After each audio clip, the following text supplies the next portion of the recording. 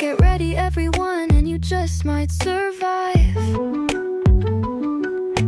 Ruben and Jason are here with their X-Men deep dive. Going through all the X books is their mission, so get ready for the learned edition. Things are getting weird in here. Ruben hopes another sword book gets announced this year. It's the Weird Dose of X, the X-Men comic show. It's the Weird Dose of X, guaranteed.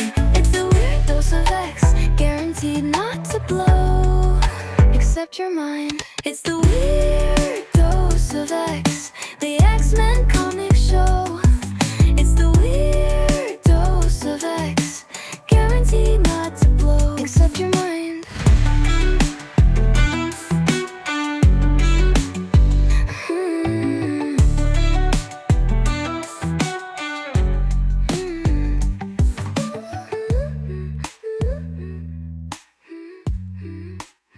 Welcome, all you weirdos, Grey Malkin guards home on sick leave, and everyone who still trusts Charles Xavier. I am your fallible, penitent host Jason, broadcasting as always from the Wrong Turn studio perched high atop stately Weird Science Tower. And with me is a man who can make guacamole almost as good as Aurora's. It's my pal Ruben. Hey Ruben, how the heck are you today? Good. A little tired this morning. I had a pickleball birthday party for a friend. Not my own birthday party. Wow, very Gen Z of you. I think it's that. Yes. Yeah, well, Gen Z or Boomer, because my parents and their friends down in Florida are way to the pickleball thing too. Yeah, no, the old people are brutal. They have like no mobility, but they make up for it in being able to play every single day because they're retired. My uncle is way into it, and people tell him, "Hey, remember, you're not 72 anymore. You gotta slow down a little bit. He's a killer." It seems to have missed like Gen X. I'm the only one that is not into pickleball. It's people younger than me and older than me. It's kind of weird. Yeah, well, Matt Razor challenged me. Oh wow! So I need to get good, and then I'm gonna show up. Is it New York? I think that's where he is, or is it Philly? I don't recall. It's the same thing. Yeah, same thing. East Coast. I'll just be walking the streets of somewhere in the East Coast screaming for Matt Razor. Still know him. Just start walking around screaming Matt Razor. Yeah, it'll work out fine for you. So, as I noted in the opening, I am both fallible and penitent. We have entered the Lenten season, so the time is appropriate. Ruben, I believe I spoke some misinformation last week. Some fake news, as the great Norm Macdonald would have said. So I told you, Ruben, and you believed me, or at least you acted like you believed me, but I said this to all the fine listeners out there. I said that the same person who's writing Amazing Spider-Man was also, in addition, going to be joining the X office to write Weapon X-Men. You made it seem like the same thing. And I was kind of wondering why I was enjoying Weapon X-Men, and I've heard such bad things about Amazing Spider-Man. So as it turns out, oddly enough, Joe Kelly on ASM and Joe Casey on Weapon X-Men, not actually the same guy. Two entirely different people. So yeah, Joe Kelly on Spider-Man, Joe Casey on Weapon X-Men. Apologies to both gentlemen. Also, any Jim Kellys, any Jim Caseys. I got them all confused in my head. Two different people. Yeah. Okay, we regret the error. That's enough about last week's mistake. It's time to move on to this week's mistakes. Time to make our own mistakes, yep.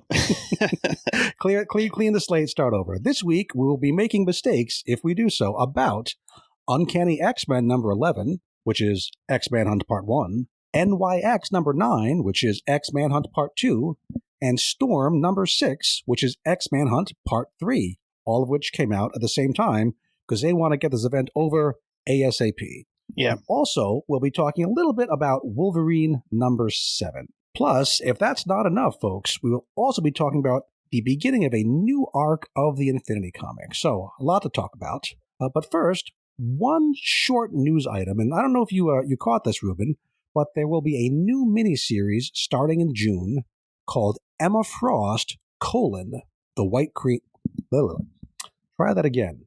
Where's that? Edit that. Edit that. Is that? I don't even. It's not here anymore. Where's edit that out? How dare Edit that out. Close enough.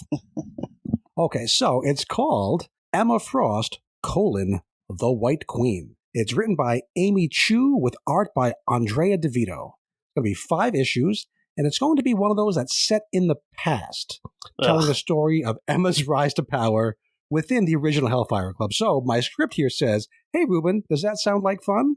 But I'm guessing I know the answer. I was pretty excited until you told me it was a story in the past. I hate these stories in the past because you're sort of like locked into continuity, like before and after. So like nothing happens in them. I can't imagine. Well, I guess that Jean, was it Cyclops and Phoenix or whatever story, the Mr. Sinister origin story? But that was set in the future, right? So it doesn't even really. That was it was time travel, but I think it was set like in the present of those characters and their own of their own timelines. Yeah, so that doesn't count. But normally these things are so nothing. Like they introduce a character that's like a one and done, and nothing in there gets referenced ever again. I just can't stand them. Yeah, well, I mean, it's going to come out in June, and who knows how many books are still going to be around by then. Maybe there's a lot, maybe not so many. So yeah, I expect we'll at least check out the first issue, and after that, well, we'll see how it goes.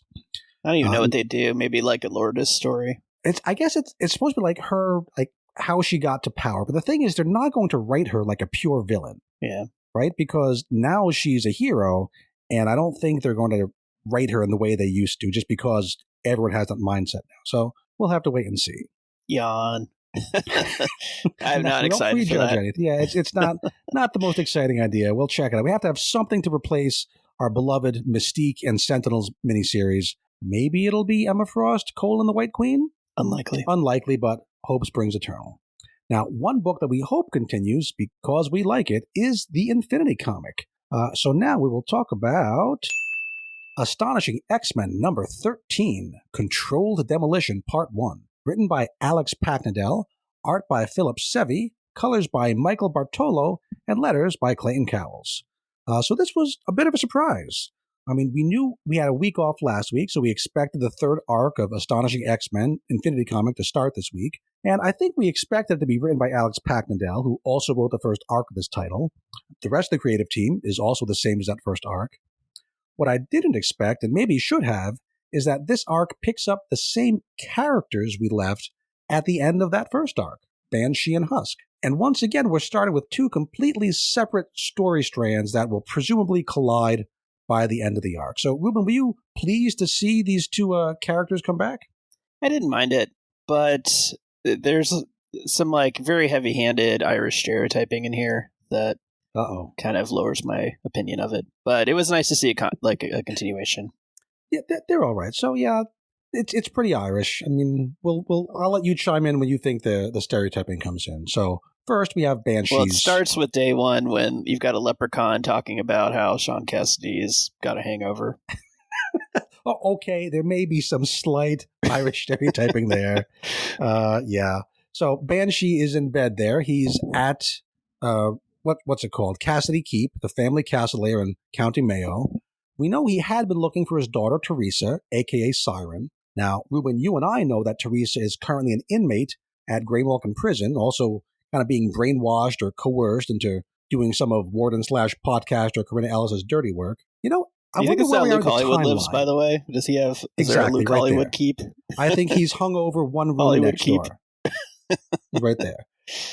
But do you think this is happening after Raid on Greymalkin? Because I would think by then, like various teams of X-Men have seen Banshee in Greymalkin Prison, so maybe they would have let Banshee know. Yeah. I don't know. A lot of the timelines lately have been kind of slipshod.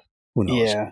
Well, they got to use telephones now, so maybe the news just hasn't reached him yet. I mean, there's enough telepaths around. I mean, on the X-Men teams, you got Kid Omega, you've got Psylocke. Yeah. Probably Rogue could have picked up powers from somebody from another team. They could have let him know. They could have sent him a letter, is all I'm saying. So anyway, we're here at Cassidy Keep.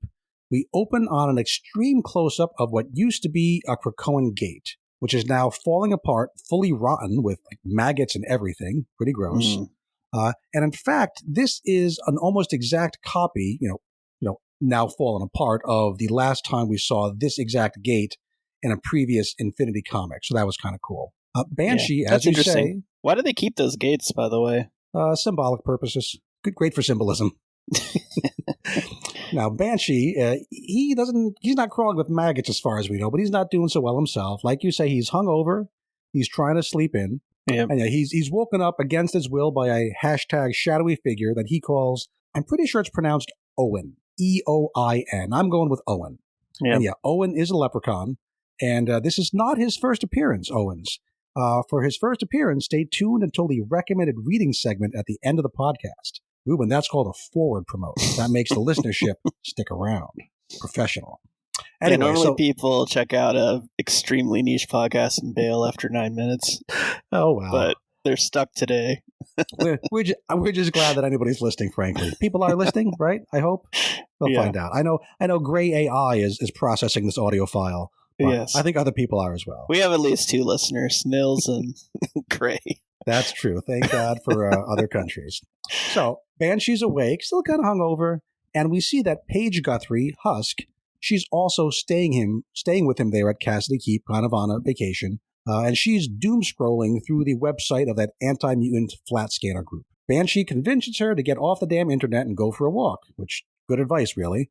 But when she does so, she's nearly run over by a car. Where'd she get that box pizza, by the way? Box of pizza. Let's see. Let me scroll down. I'm not on page. She's at her laptop, and there's a pizza box next to her. Oh, because I skipped this other scene here because we're going to talk about that next. After she gets almost hit, I'm not seeing. No. When she's in Cassidy Keep, I'm just wondering, like, where is this pizza joint in relation to Cassidy Keep? They have. I've seen Irish food. I think they have something called a spice bag or a spice box where they deep fry everything. Mm-hmm. But no, that's actual pizza. Yeah, they must have pizza in Ireland. No, I'm sure they do. I'm not questioning that. It's Cassidy Keep, right? Like, it looks like it's out in the middle of nowhere. Well, apparently there's like a Domino's that delivers or something like that. Maybe there's a teleporter around. You know what it is, Ruben? The leprechauns. The leprechauns make pizza. The leprechauns make pizza. Famously, if you catch them, they have to tell you where their pizza oven is. Okay. That pizza is magically delicious. Yeah. Everyone knows that. Or I guess maybe it came from the bar. I'm sure there's a bar near this castle. Now who's stereotyping? Okay, so Paige is going for a walk, nearly gets run over by a car, and the driver calls her a dopey slapper. Now, I don't know much Irish slang, but I Googled that, and it seems like it's a pretty strong insult against a young lady there, either like a loose woman or a professional, if you will. Again, that's from Google. That's very unkind. Some Irish people can tell me what it's really about. Anyway, it's not nice. Paige injures her arm jumping out of the way, and when she does her whole Husk, rip the skin off to heal thing, another Irish local sees her and freaks the freak out. So just more of your basic hated and feared situation here, it seems. Yeah. I've seen that before. Yeah. Now, the other strand of the story takes place in Chicago. Our main character here is a human construction worker named Murray. He's a bit down on his luck.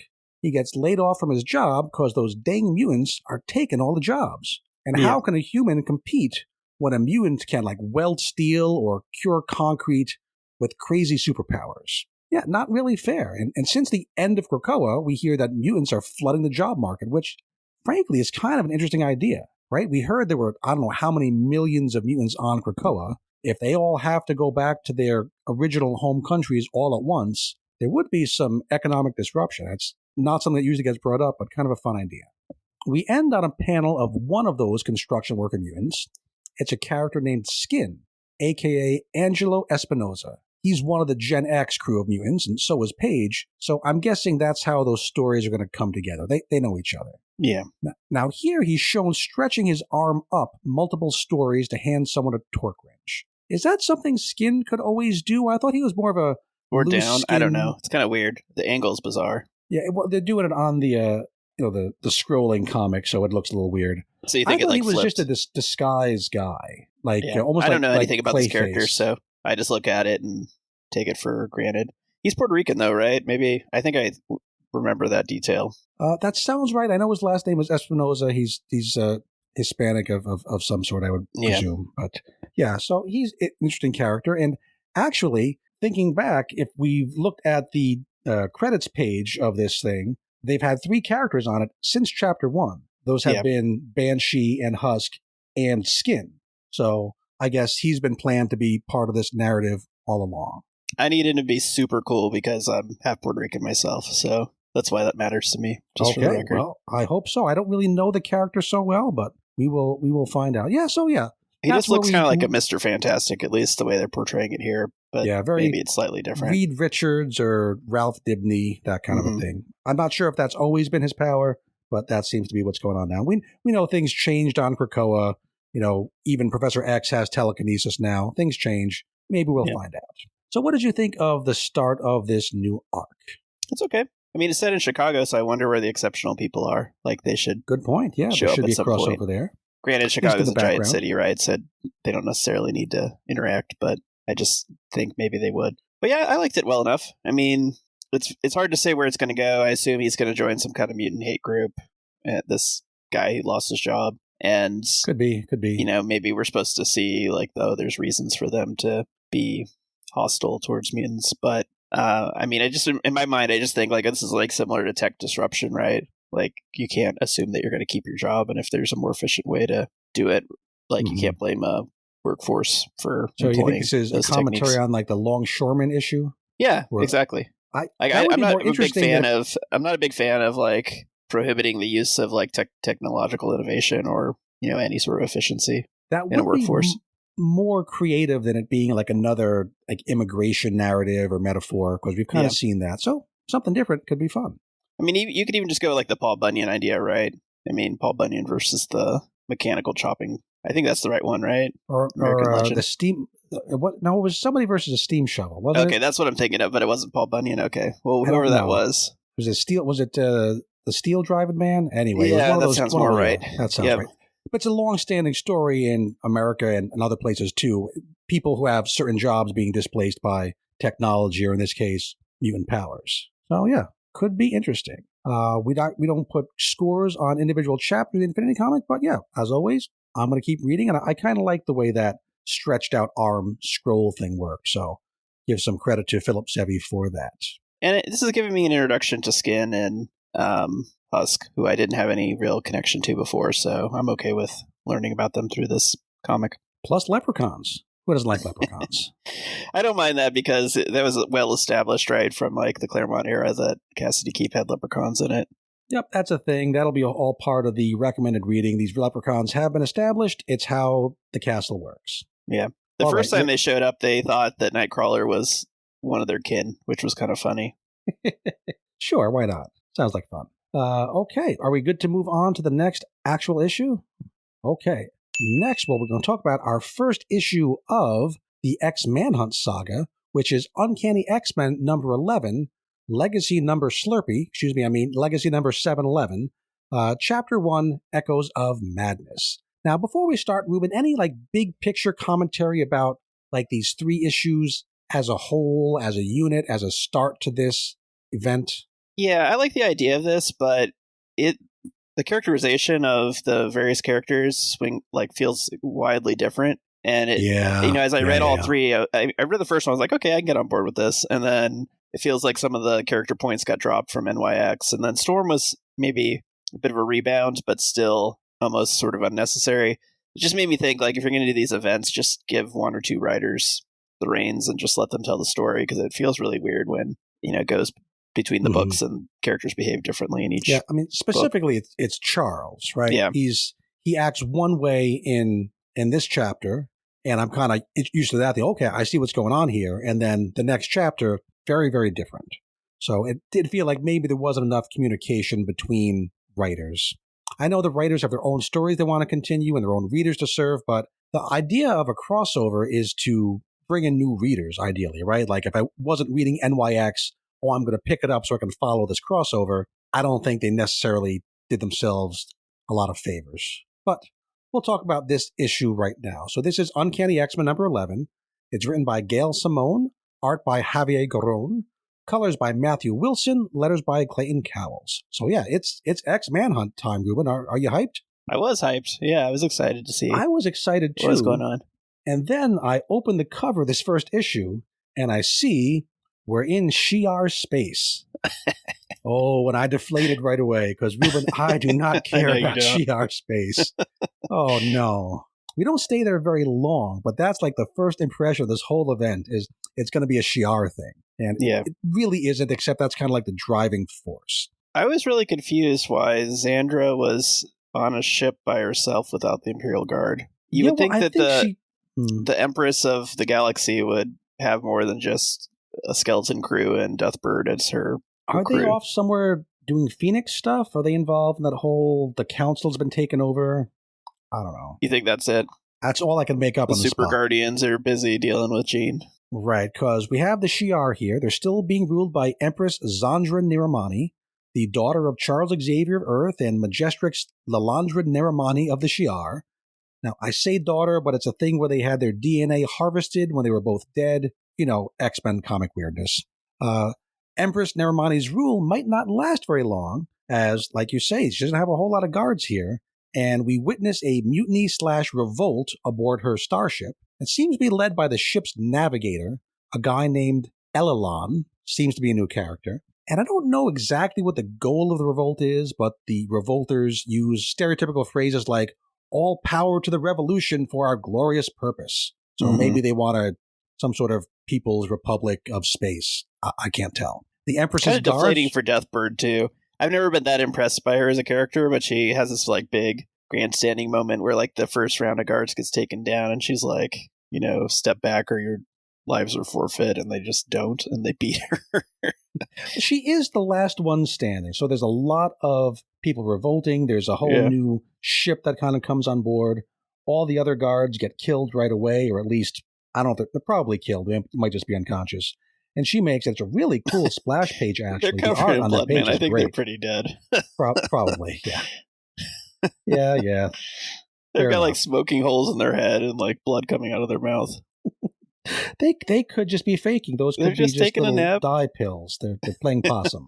Space possum. They visited she's the last restaurant. one, and she's not going to last very long either.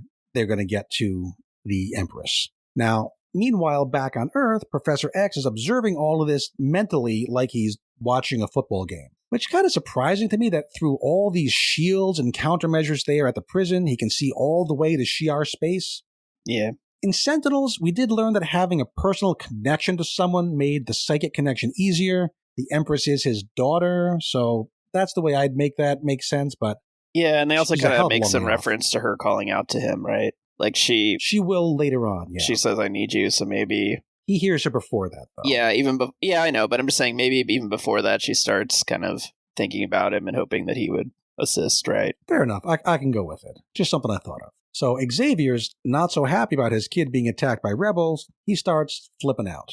Still strapped down to a chair in his cell, though, so he can't do much. Mostly he just sits there and cries, which is, hey, relatable. I've been there, buddy. But his mental state also raises his heart rate, causes shallow breathing, raises his blood pressure. Basically, he's moments away from taking a heart attack. Now, warden/podcaster Corinna Ellis doesn't want her prized prisoner to die on her, so she orders him to be sedated.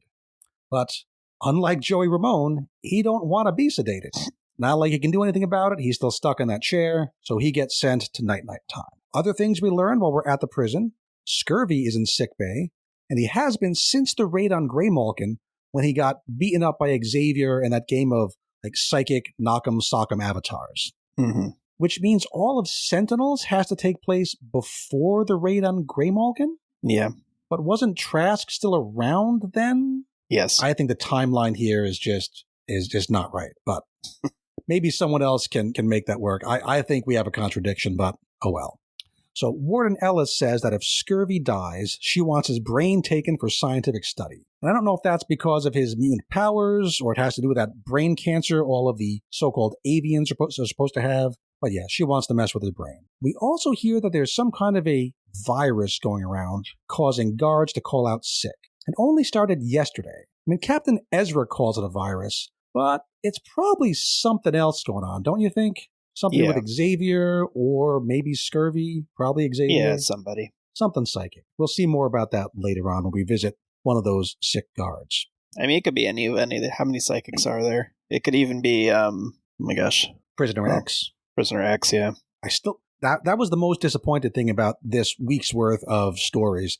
They don't even hint at Prisoner X in any of these three. And that's probably what I most want to know in X-World right now. Mm-hmm. But that aside, with Xavier safely in night time, we can go check in with the Uncannies down at Haven House in Louisiana. And we see Logan, Kurt, and Jubilee running another danger room type scenario on that pirate ship setup that Logan built in Uncanny number 3. It's all fun and games until Rogue decides that it's all too much fun and games. So she asks Gambit to spice things up a little by, quote, taking one of the kids down hard. Now, Rogue will do whatever his wife asks him to do, and so he tosses a card that knocks Jitter silly. Blasts her through about 10-15 feet of dirt. If this were in a comic book, she'd at the very least be in concussion protocol, possibly dead. But it's just a comic book, so she's just kind of shook up. Mm-hmm. Now, I get Rogue's point that the kids should be taking this seriously since these skills could save their lives someday, but the timing is really strange. Didn't these kids just recently get attacked by killer cyber dogs in a mall that almost killed one of them? Yeah. I would think that they're already very, very aware of the stakes at this moment. They were acting too cocky. You gotta knock them off their high horse. That's a parenting tip there from Ruben. Ruben. Now, I did like Jubilee's parting remark to Rogue. She says, don't forget your ruby quartz visor. Not the most subtle dig ever, but you know Rogue must hate being compared to Cyclops. Although Yes. she does say that she kind of gets how he feels a little more now. I guess you gotta train these people so they don't get killed in the field.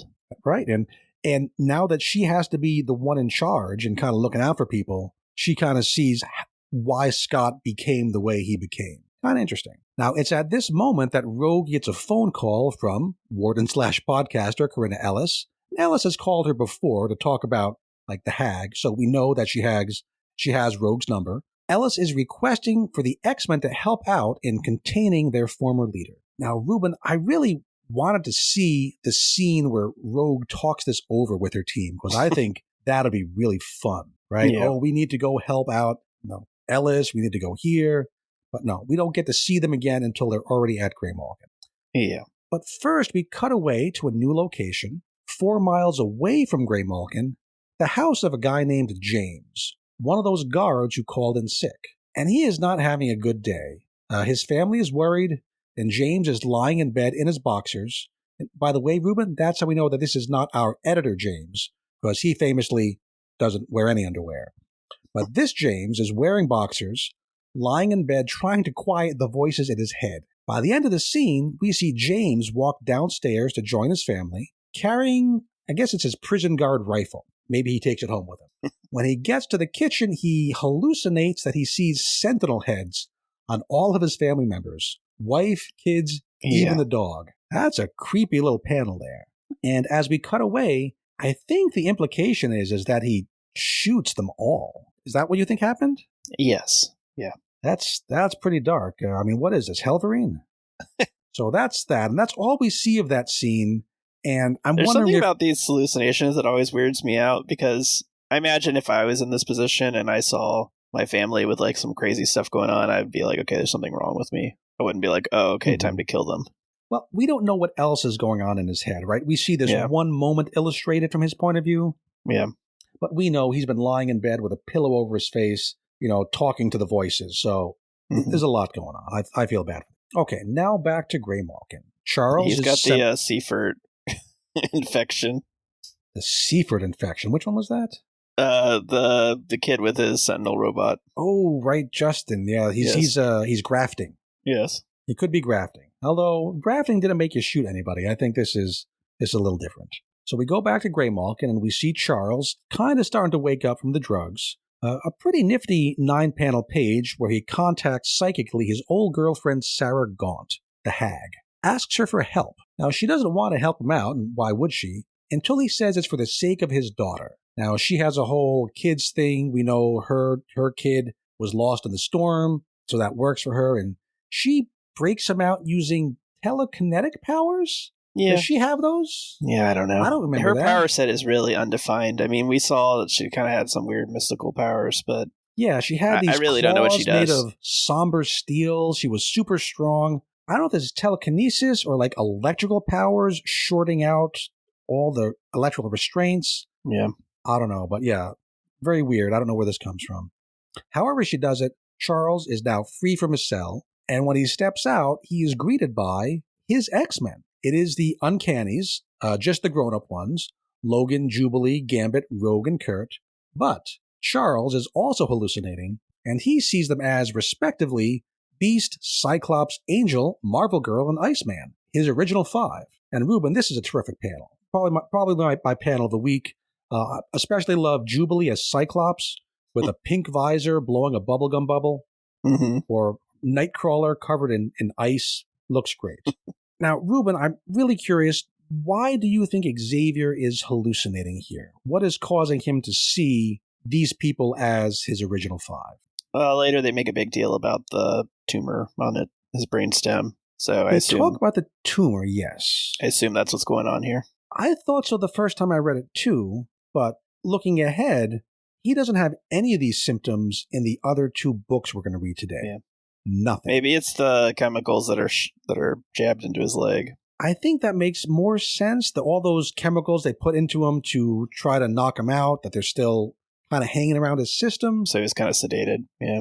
That's almost like me trying to retcon this to make the three issues make more sense together. Because if it is the tumor, then the ball was dropped and the other writers should have been told, hey, here's what's going on. So maybe we have to say it's just the drugs. Yeah. Because we do get a panel of Warden Ellis telling the Uncanny X-Men about the tumor.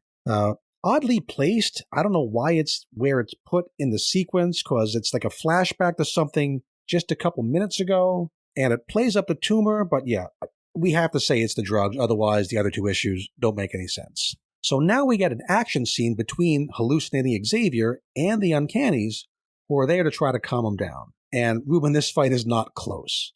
I guess you could say that the X-Men are holding back because they don't want to hurt him, but yeah, he just wipes them out. Tosses them around with telekinesis. He freezes Nightcrawler in mid-bamf, which looks awesome, hell of an image. And then he brings them all to their knees via psychic attack, because I guess they haven't been practicing their red triangle technique. Gotta keep up your practice, guys. You never know when you might need it. Especially when you're going against Xavier. You'd think that would be the first thing. They'd be like, okay, guys, remember on the way over, just run through red triangle. So now Xavier tears a hole in the prison wall and walks out. Does a reverse Kool-Aid man, we call that. His last words are, quote, "All that matters now is that I rescue my daughter," and ends with, "Daddy's coming." So that's the opening chapter of X-Manhunt. What did you think of this as an individual chapter? I was excited reading this one. I was interested in what was going on. And I think I like Simone's writing enough. So I was like, okay, let's see where this goes. Xavier looks kind of formidable. He looks out of his mind a little bit. And the X-Men got their butt kicked, so they're going to have to regroup. Yeah, so the Shi'ar thing, I just got to get past because that just deflated me at the beginning. I do like it better now that I've kind of said, okay, the hallucinations are due to the drugs, because I didn't want just crazy hallucinating Xavier running roughshod all over the entire country.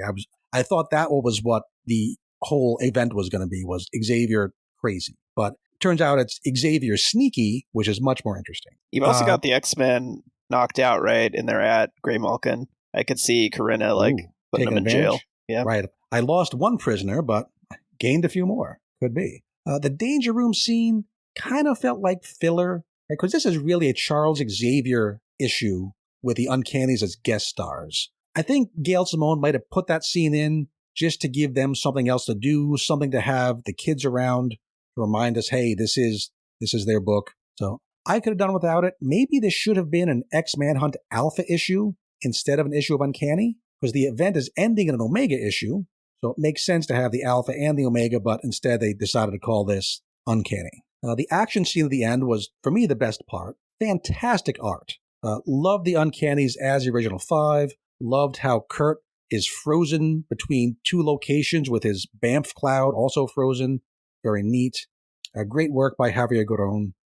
Again, where's Prisoner X? I gotta see Prisoner X, and I do want to know what this virus is.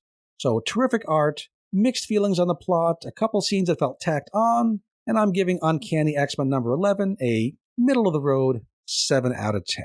How about you, Ruben? You sound like you're a little bit more positive than me. No, I'm more positive, but that's the score I wrote down as well. 7 out of 10. Okay, 7 out of 10, which it's not like this isn't like a bad. Revolutionary story or anything, but I was on board with it. I was like, okay, that's interesting.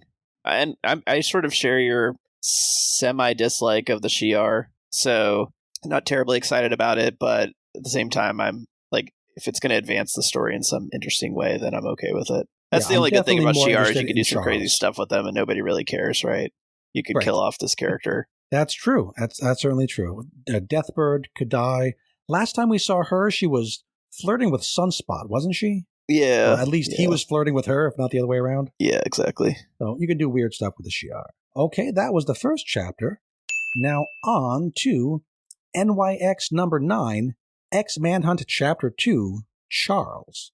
It's written by the Hive Mind, Jackson Lanzig and Colin Kelly, art by Francesco Mortarino, colors by Raul Angulo, and letters by Joe Sabino. So, Ruben, this is the second chapter of X-Manhunt, but it's also an issue of the One World Under Doom event, but it's also the penultimate issue of this entire series. So there's a lot to get done here, a lot of bosses to serve.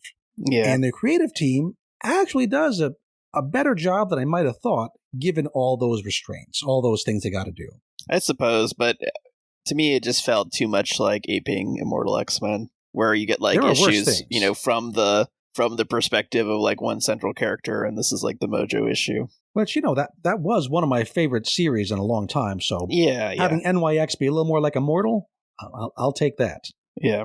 For me, there's one. It's either a major plot hole, or I'm just a dummy who doesn't see what's going on. Maybe a little of both. But we'll get to that when we get to it. So as you say, the narration here is from Mojo, who has turned out to be the big bad of the entire series now that the series ends at issue 10. And we're not told that it's Mojo right away, but his personality does come through. And the narration boxes do have personality. I appreciate that a whole lot more over boring, characterless, omniscient narration. So I'll give it some credit for that. Mojo's narration addresses Xavier directly like he's talking to him, and Mojo does have Charles's number. He sees him very clearly as the manipulating, means justifying the ends SOB that we know and love. As the book opens, we see that Charles is already a wanted man, with posters of his face going up around New York City. How long this is after Uncanny X-Men? Who knows?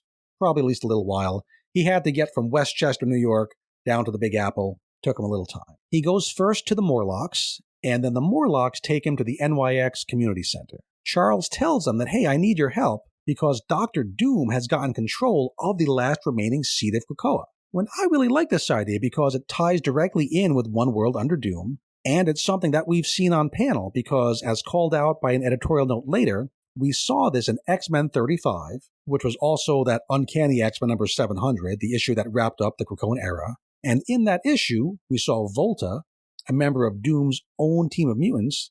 She dropped down onto Krakoa, retrieved the seed, and she was seen by a little kid named Fauna, a.k.a. Desmond Ochoa Diaz. And she basically told him, hey kid, you didn't see nothing, right? And then she left, and she gave the seed to Dr. Doom. Now, Ruben, that last phrase is important because she gave the seed to Dr. Doom. We saw her put it in his hand. That's part of what confuses me later, so I want to be clear about that. Anyway, Charles is here in New York asking for help getting that seed back. Now, that's his claimed mission anyway. We know what he's really about. But he tells them it's all about, going against Doom, getting the Krakoan seed. So David, Prodigy, not interested. I still have trouble liking David. He comes across like priggish and self-righteous. I think he should kind of get over himself a bit. Yes. So, he's correct here. He's very correct, as it turns out, to turn Charles down. So officially, Xavier comes up empty, but unofficially, Anole and Miss Marvel agree to help him out. And Miss Marvel here makes perfect sense. She's young, idealistic, naive. She was brought back to life by Charles and his team. She doesn't really know what a manipulative jerk he can be. So she's going to fall for him. Yeah. Or not fall for him romantically, just fall for his shtick, his calling to be a hero. Mm-hmm. Why Anole falls for it, I think he's seen more things, but I'm fine with it. So the three of them enter the treehouse, fight some Doombots, and meanwhile, there's a meeting taking place upstairs at the top of the treehouse between Volta and Mr. Friend, who we know is really Mojo. Mr. Friend's major domo's there too, who is Fauna, that kid who saw Volta take the seed back in X-Men 700. The alleged purpose of this meeting has to do with meteorites about Doom's takeover, but that's just a pretext. And here's what confuses me, Ruben. The last seed of Krakoa is right there on the table in the treehouse. Why is it here? Is that explained ever? Wouldn't Doomsy have hidden that away somewhere safe? because this is a super important object in the he whole got rest it, of the and book. he's like, I don't know where to put this. Go stick it in the treehouse. Just gives it to Volta to carry around. Because when we first see it, it's right next to Volta. Mm-hmm. The next panel, it's in the middle of the table. And in the next panel, it's right next to Mr. Friend. He's got his hand on it. Very strange. So Mr. Friend, Mojo, then retells the story of how Volta took the seed and springs the surprise that this kid right here is what who saw her. Mojo murders Volta to death and takes the seed. R.I.P. Volta. I did like the meta dialogue here, talking about paying off a dangling plot thread. Very Mojo, very meta. But yeah, I don't know why the seed is here to begin with. So let's speed this thing up. Charles, what do you think the seed would do, by the way? Is it going to open a gate to something?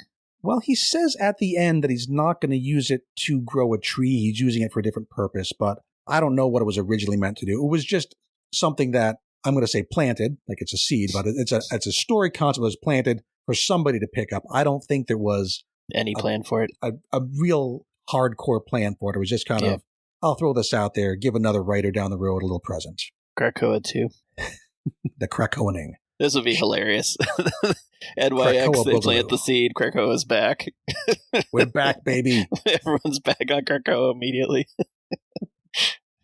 Oh, man. Some people would be so mad about that. I know they would. That's why I would love it. So Charles and his team there in the treehouse, they make their way upwards with Mojo's narration continuing calling him out for lying and hypocrisy every step of the way. And now we get another thing I don't really understand. We get a panel where we see Mojo reflected in someone's eye, I guess Xavier's, and then Professor X gets a big old headache. Is this Mojo making psychic contact with Charles? I guess. Because, go ahead. I was going to say, I guess. I don't have any better explanation of what happened. Now, thematically, I think it works best if it's Charles faking it completely. Because this is the point where he wants to split up. He wants to send these two kids ahead to face Mojo. I see. So he's just he has doing another thing he wants to do. Yeah, to make the kids think something's preventing him from going on. Right. Oh, no, this is psychic power is attacking me. It's only you can save the world. Which is better if he's faking it. But maybe this is just Mojo saying, I know what you're doing, rather than actually causing it. That's what I'm going with. So whatever the reason, Charles heads off on his real mission, and the kids continuing on as like a diversion. Although I don't really know why Charles couldn't have done this mission alone. Why did he need Miss Marvel and Anole? But it's NYX, so we have to have them in here. We'll go with it. Yeah. The kids continue upstairs, run into Mojo. And they were not expecting Mojo. I think Charles knew who was there. He's psychic, after all. They didn't tell him. Yeah. There's a fight. Anole gets badly wounded. When Miss Marvel calls out his name, there's a really nice joke. When Mojo says, oh, is that how it's pronounced?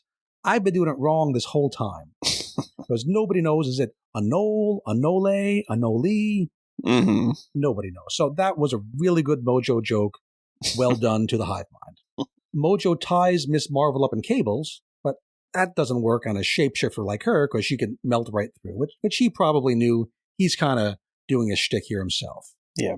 At the end of the fight, Mojo and Fauna leave, and Fauna accidentally-ish drops that seed. And our youngsters pick it up, so I guess they've won. We'll see. Meanwhile, Charles goes off and retrieves what he's really here for, which is a Cerebro helmet hidden in the floor of some secret alcove. Now, this is what he wants. We don't know exactly what he's going to do with it, but must be some part of his plan to rescue his daughter. Yeah. He walks off with the helmet to head into storm number 6, and the kids go home with that seed. Except in a final scene, we see that Mojo still has the real seed. It's all part of Mojo's plan for Fauna to drop a fake version. During the fight, they made it look like Fauna was wavering which side to be on, but it seems like that was phony the whole time. Yep. Which, I like that twist. Mojo would do that. Mojo's a jerk. Part of my language. So we see that Mojo's real plan, a plan that I'm sure will be foiled in the final issue of NYX, that plan involves the combining of the seed with local, that mutant who has City Boy-esque powers. Yes. So that'll play out in NYX number 10, but for now, this chapter of X-Manhunt is over. As far as NYX number 9 goes, my major complaint is that this version of Xavier doesn't match up at all with the one we saw at the end of Uncanny number 11. That guy unless was your theory about crazy. the chemicals wearing off explains it. Give me one balloon somewhere, one narration one panel saying, oh, now that the drugs have worn off, I can see things more clearly. Yeah. Right? Some kind of continuity linking those two stories, but it isn't there, so we have to make it up for ourselves. As an individual issue, though, as a story of Xavier being a jerk, as a story of Mojo doing his Mojo thing, even as a One World Under Doom tie-in, pretty good, Ruben. I kind of liked it. I'm still caught up on why the seed is where it is. That doesn't make any sense to me. Yeah. Aside from that and the Xavier inconsistency, good issue, some very creepy Mojo art. Mojo can come off as goofy. Yeah, this Mojo looks really fearsome. Yeah, I think we've said that about Francesco Mortorino before, but his Mojo is truly terrifying. Yeah. Which is really nice. So put that all together, and I actually like this better than Uncanny. I'm giving this 7.5 out of 10. A little bit better. Wow. Still that inconsistency. Again, listeners, if you can tell me why that seed is here and not in a vault somewhere in Latveria, you tell me that, I'll definitely bump this up. But other than that, I think that's a mistake. How about you, Ruben? Yeah, I'll just give it a 7. It's just because of the voice of two different writing teams handling Xavier. Mm-hmm. And I get that the narration was from Mojo's perspective, so you kind of can tolerate it. But for me, it was just really jarring as far as moving the story forward. Yeah, if this had just been something that happened in NYX and we didn't have that previous chapter, I think Xavier would have been fine. Yeah. I think this very much matches what I think Xavier is, a scheming SOB who takes advantage of people to do what he thinks is the right thing. Yeah. Okay, that is NYX. Moving on to Storm number 6, Legacy number 17, X-Manhunt Chapter 3, Thundercloud. Written by Morewa Iodele, art by Luciano Vecchio, colors by Alex Guimaraes and Rochelle Rosenberg. I got the hard ones correct. I'm screwed up on Rochelle Rosenberg. Rachel. I mistyped it in my document here. Son of a gun, Ruben. Let's edit that out. How dare you? Goodness gracious. I gotta go into my tablet, and I gotta go into Storm, and I gotta open this up, and I gotta scroll now, because I don't put the credits at the beginning. Jim hates it when they do that. And I'm scrolling, and the colors are by Alex Guimaraes and Rochelle Rosenberg. Letters, Ruben, by Travis Lanham. So NYX had Mojo narrating. Storm number 6, like all the issues of this volume of Storm, goes back to having a characterless, omniscient narrator, at least at the beginning. Partway through, we get some attorney narrator. I never liked this omniscient narrator, but it's what's been happening in Storm all along, so it's consistent. Charles has now left New York City, made his way down south to Atlanta, where he meets with Storm. She is a very hospitable hostess. She serves Charles a cup of green tea, makes him what looks like fresh guacamole. Very spicy, lots of jalapenos. She even makes fresh tortilla chips from scratch. From scratch, Ruben. Martha Stewart would approve. She does say that Charles needs to go back to prison.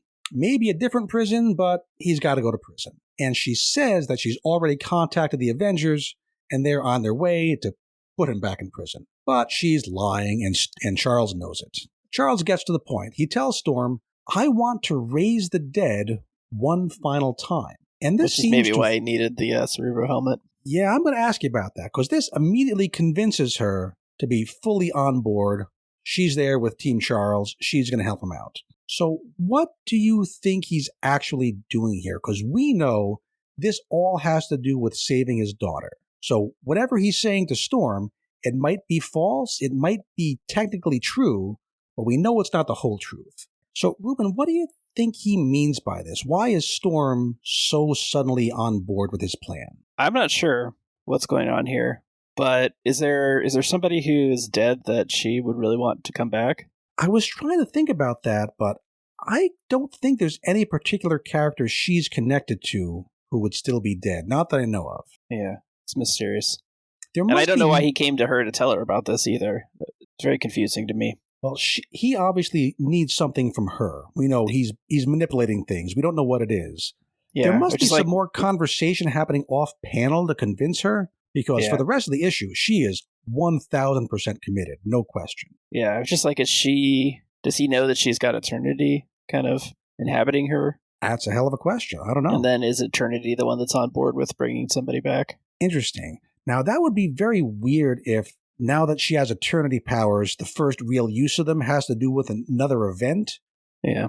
That seems unlikely to me, but I guess we'll find out. Because we should mention, to all appearances right now, this is just plain old regular Storm, who's, powerful enough, but this isn't possessed Avatar of Eternity Storm, just regular Storm. Elsewhere, we see that Maggot is working for Storm, taking care of the hippos, etc. Somebody's got to take care of the hippos. And we see that the Storm Sanctuary, a.k.a. the Fortress of Stormitude, is not limited to hovering ominously over Atlanta.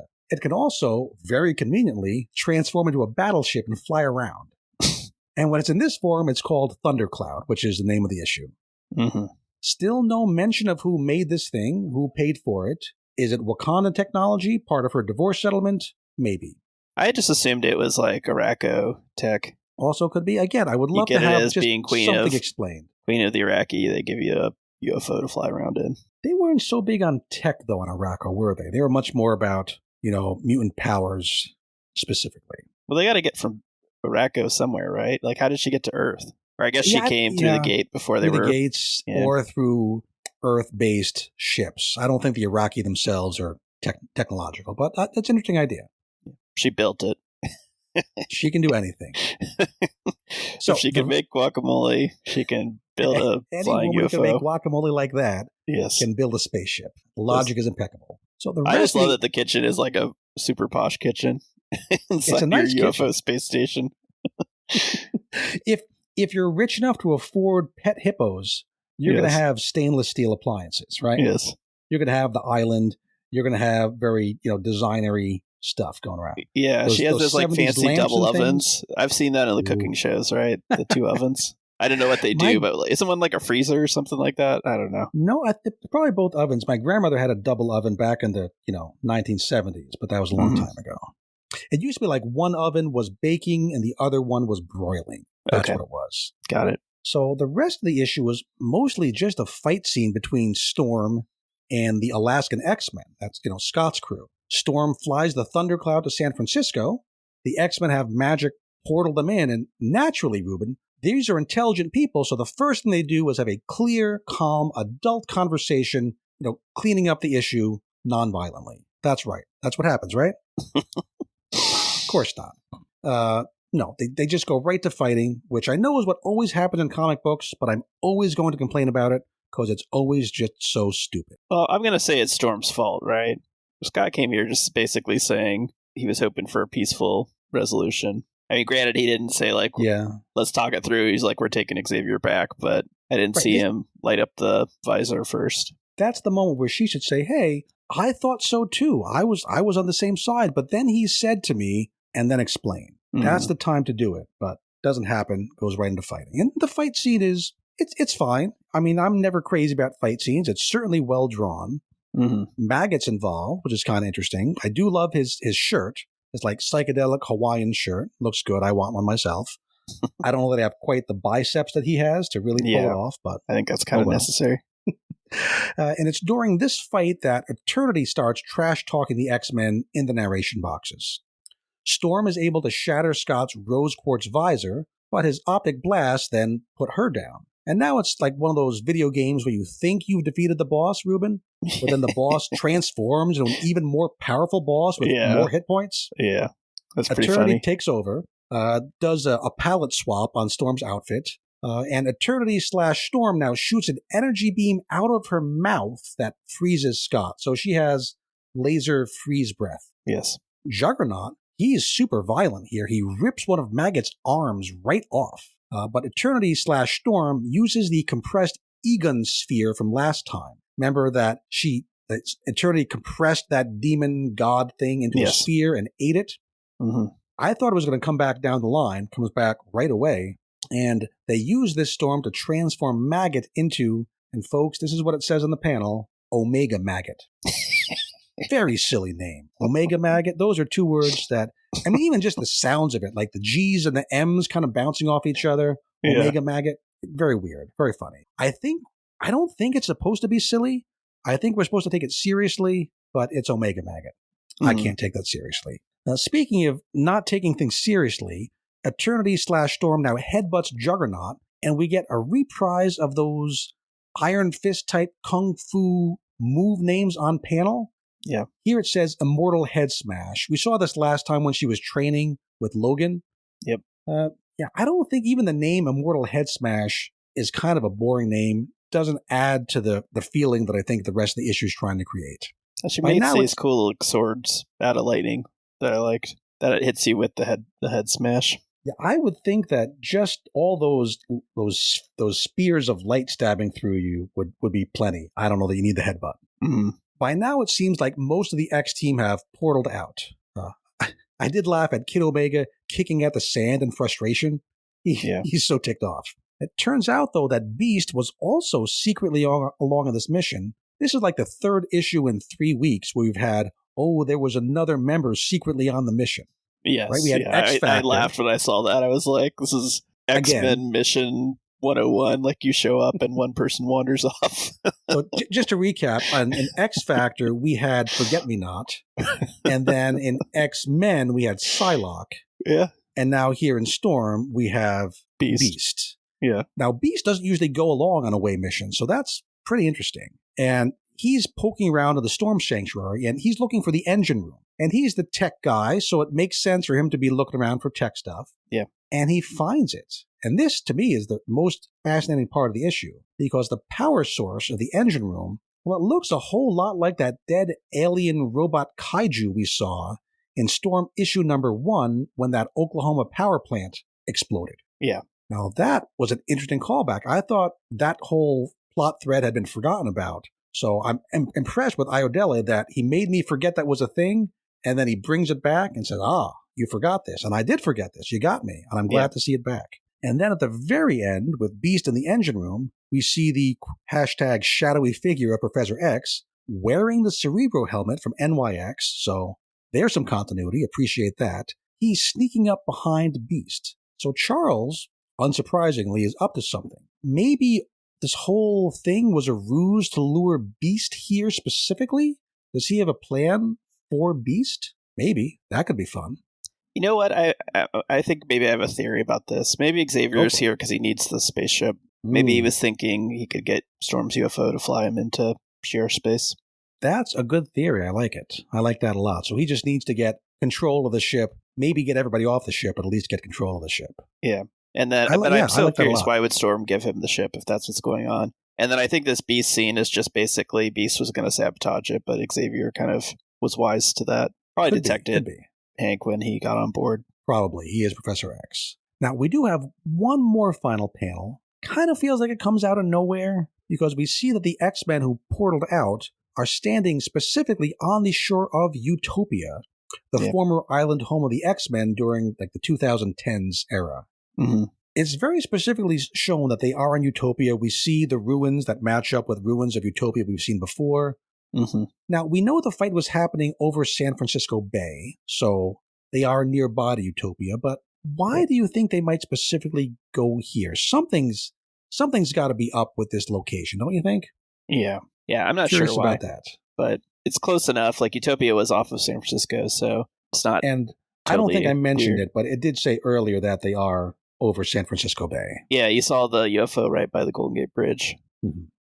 So the next chapter of X-Manhunt is in X-Men number 13 next week, which I'm presuming is going to pick up basically in the next panel to continue the stories. And probably there we'll see where Utopia fits in. Yeah. So that's the issue. What did we think of Storm number 6?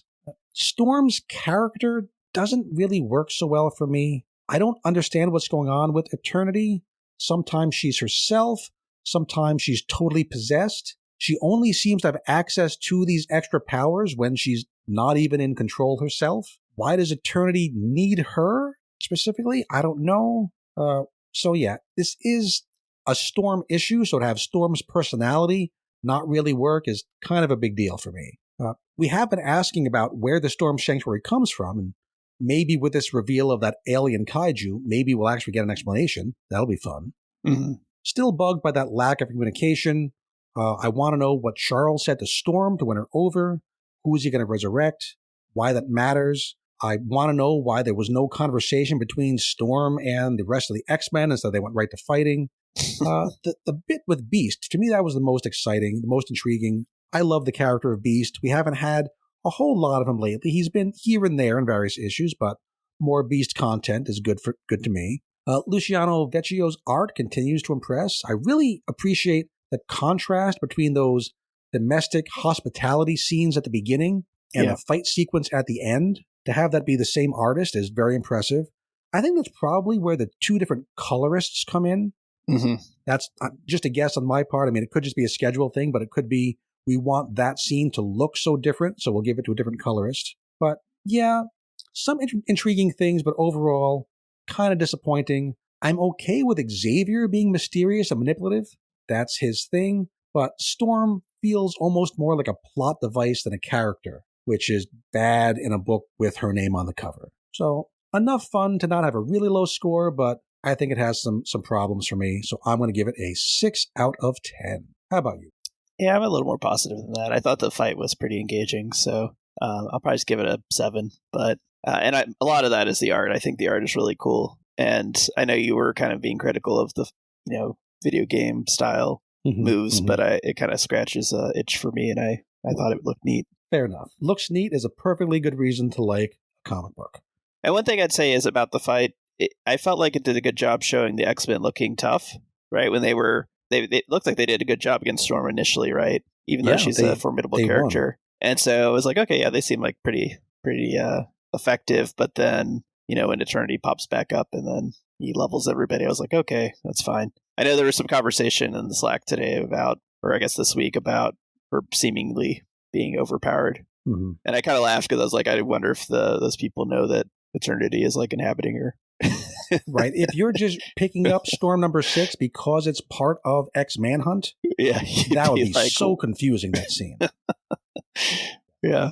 Wait until Storm hits the Marvel Unlimited, read the last couple issues, and at least you'll see where it comes from. Yeah. Might not be the best idea ever, but we've seen Storm pretty much be like unstoppable Storm, right? So you could kind of have that, but with some writers, even without Eternity. But it was nice to see that she can't take on a full X-Men squad without the added boost. For sure. So that was the 3 chapters from this week of X Manhunt, and we're going to get 2 more next week. But first, we have, hit me at the sound, there we go, we have Wolverine number 7, Legacy number 399, called Ancient History. It's written by Saladin Ahmed, art by Martin Kokolo, letters by Brian Valenza, letters by Corey Pettit. So yeah, I mentioned this is Legacy number 399, just one away from the big landmark 400. And to me, a lot of this issue feels like it's kind of just treading water, leaving all the good stuff to happen in that next issue. Yeah. So, and this is not X-Manhunt tie-in at all because we're still in the past here. Wolverine is eventually going to end up in Louisiana with the Uncanny X-Men, so this whole story takes place before Uncanny number 1. Last issue we had the reveal that the Adamantine was connected to the old-time Wolverine baddie, Romulus. Romulus isn't possessed by the Adamantine the way Cyber and those other ones are. He says they're kind of more like partners in whatever this business is. We did do the deep dive into Romulus last time, so I'm not going to do that again. All you need to know is that Romulus is very old, very sneaky, has Wolverine-ish powers, and is generally disappointed that Wolverine hasn't wanted to join him in his whole world domination schemes. This issue was really just a long fight scene between Romulus and the Adamantine bunch on one side, Laura and Logan on the other, during which Romulus talks a whole lot. Romulus says that he knew about this Adamantine stuff all the way back when he founded the city of Rome, which he may or may not have really done. He lies a lot. He calls it the primordial spirit of metal itself, and he says that the Adamantine went to sleep at the end of the Age of Myth, but it woke up again now, and it's all Wolverine's fault. Adamantine hates cans. He hates these cans! Stay away from the cans! Okay, he hates these cans! Oh, Steve Martin, go away. Okay, he doesn't hate cans exactly. He hates adamantium, and cans made of adamantium, I'm sure. Because it's artificial, an affront to nature, all that kind of stuff. Mm-hmm. Now, why exactly that's Wolverine's fault? there's other adamantine out there. Is it just so many of his skeletons are all over the world now? Is that what really got on adamantine's last nerve and made it wake up? Well, he's been so effective that people like adamantium. I guess so. And adamantium is artificial, it's not natural, all that kind of stuff. As I fix my drops there. Okay, so later on in the issue, Romulus or the adamantine opens up a hole in the cave floor. Logan and Romulus alone fall through that floor, and now Romulus calls all of the adamantine from the others to him. So he's covered head to toe, coated in adamantine, golden, and the fight just keeps going. More fighting, more screaming, more stabbing, more talking. Yeah. The issue ends with the adamantine-coated Romulus just about to murder Logan to death, and that's about it. Yeah, that's honestly the issue. Yeah. So, Ruben, to me, this issue felt like it should have been one 5-6 page long scene in a longer issue. Is that a fair statement? I think so, yeah. It was a very fast read. This did not need to be a whole issue. It does feel like Saladin Ahmed might have paced things not quite right, that he ran out of events to happen before the stuff that has to happen in the anniversary issue. Maybe the anniversary issue is going to be amazing, but this pre-anniversary issue is very, very skippable. You don't need to know much of anything that happens here. You can read the recap next issue, and I'm sure you'll get it all. Yeah. Not much to it. Possibly a generous 5 out of 10.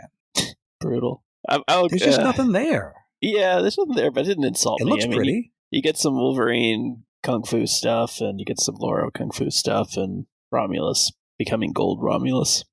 So I don't know. I'll give it like a 5.8. I'm going to be positive Peter today. 5.20. You are the positive guy today, for sure. And yeah, I am looking forward to the big anniversary issue.